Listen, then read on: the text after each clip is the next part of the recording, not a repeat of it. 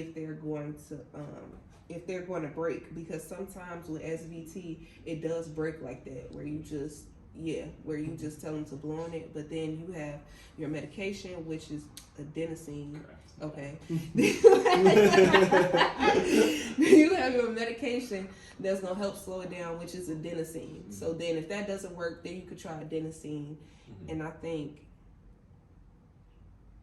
how much is that? So for adults, you could try like 6 first. Yeah, and it's then 6 and 12. Work, you could try 12. Yeah. So you could do 6 milligrams of adenosine. If that doesn't work, you could do 12 milligrams of adenosine.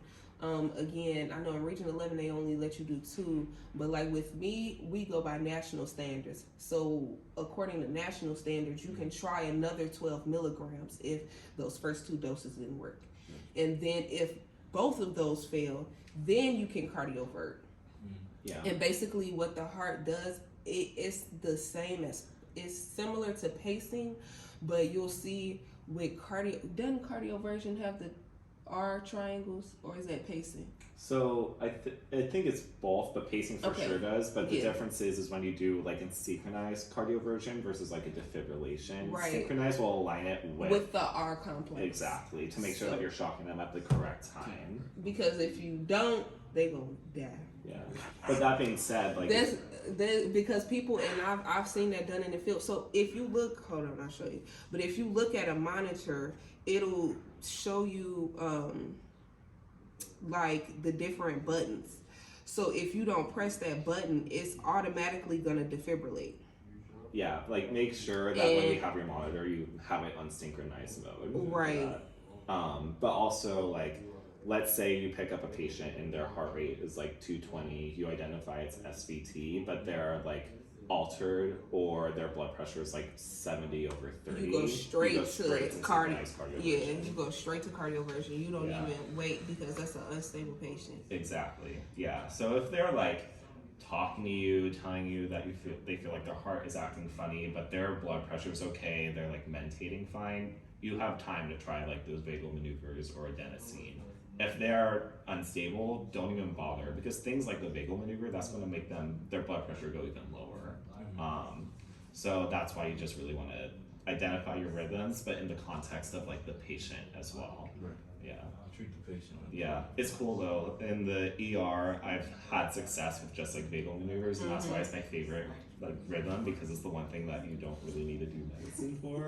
But I'll do everything at once. Like I'll tell them to like blow into the syringe, but the other thing you could do is you could have them go from like a sitting position to laying down. That can trigger the vagal maneuver too. Really? Mm-hmm. So I'll like make them do that as I kind of flip them in the bed, and then you can even try like ice and stuff. Yeah. Oh yeah. They say for kids ice in the face. Mm-hmm. But so is that like a mechanical problem or electrical problem? But that's what your treatment is going to decide. It's the same thing with pacing. If you sit in there pacing them and pacing them and pacing them, and they're still not getting any better, at that point it's a mechanical issue, not an electrical issue. Same thing with cardioversion.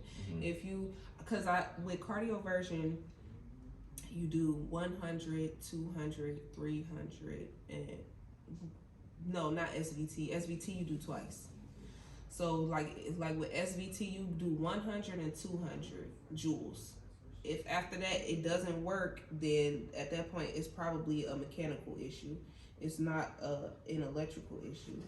To be honest, most of the time I just do 200, because sometimes 100 isn't enough. And it's better just to like shock them once than having to shock them twice, because it hurts. It sure does. And pacing too, because it's literally shocking the patient's heart and the patient really. Yeah. And if you look in Region 11, it'll say consider pain management. So like in terms of like SVT, like if it does come back that they need that, then you could like try to give them like 100 mics of fentanyl, or like a couple of